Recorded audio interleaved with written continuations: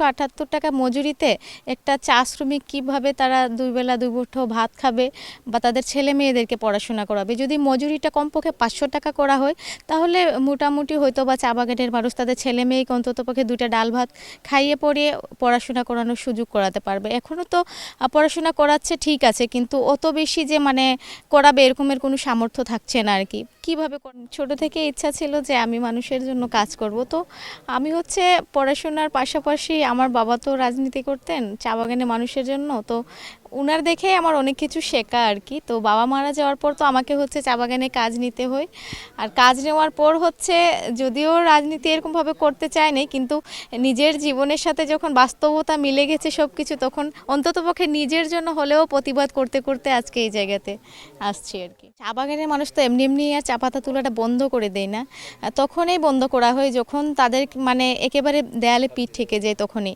তো আসলে আমি সবসময় চা বাগানের মানুষের সাথেই ছিলাম। আন্দোলন সংগ্রাম বলেন, অধিকার আদায়ের জন্য রাজপথে বলেন, আমি তাদের সাথে ওই কাজটাই করে থাকি। চাকর না, এই উপাধি আসলে আপনার কে দেয়, কারা দেয়, কিভাবে দেয় আসলে? চা বাগানের মানুষে দিয়েছে চাকন্যা উপাধিতে। এখন আসলে এই যে একটা দায়িত্বশীল জায়গায় গেলেন, তারপর আসলে এখন তাদের জন্য কি কি কাজ করার সুযোগ হয়েছে বা হচ্ছে? আসলে আমরা তো হচ্ছে দায়িত্ব নেওয়ার পর তো বেশি দিন থাকতে পারিনি, আমাদেরকে তো আবার অপসারিত হতে হয়েছে। তো অপসারিত হয়েছে ঠিক আছে, তাই আমাকে যেভাবে জনগণ ভালোবাসতো ঠিক একইভাবে ভালোবাসে। আর আমি যেভাবে মানুষের পাশে ছিলাম, কাজ করে যেতাম, এখনও ঠিক একইভাবে মানুষের পাশে আছি, কাজ করে যাচ্ছি।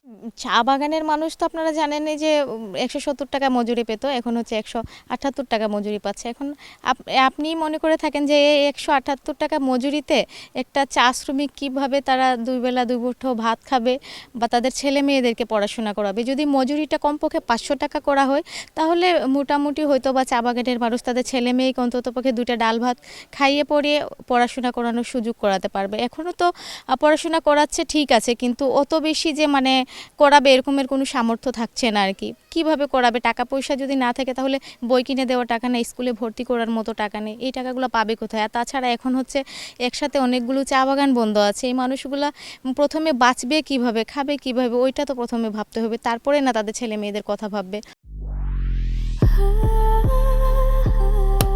Walton switch, stylish and elegant.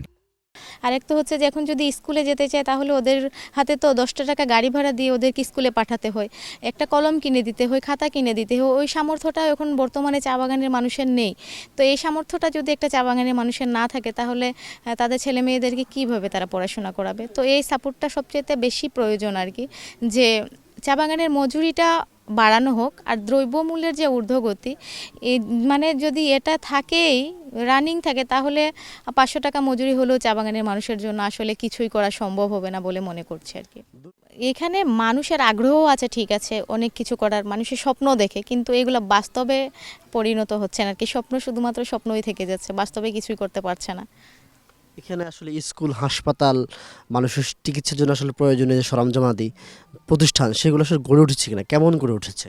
আসলে হাসপাতালের কথা যদি বলি তাহলে কি বলবো, আমাদের মালিক পক্ষরা বলে থাকেন যে হাসপাতালে তারা আমাদেরকে চিকিৎসা দিয়ে থাকেন।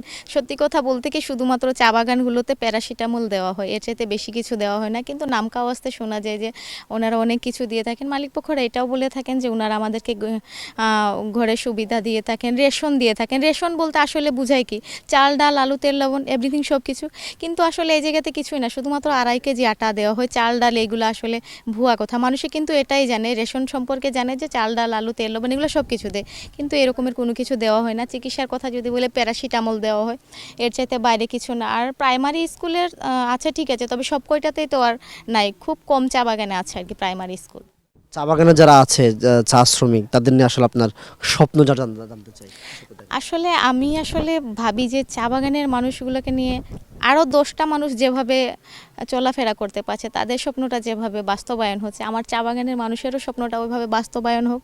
তারাও মানুষের মতো করে বাঁচার চেষ্টা করুক, তাদের ছেলে মেয়েরাও পড়াশোনা করে শিক্ষিত হোক, তারাও কোনো ভালো চাকরি বাকরি করে তার মা বাবারকে যেন বলতে পারে যে আমি হচ্ছে আপনাদের জন্য কিছু করতে পেরেছি। চা শ্রমিকের সন্তান যেন চা শ্রমিক না হয়।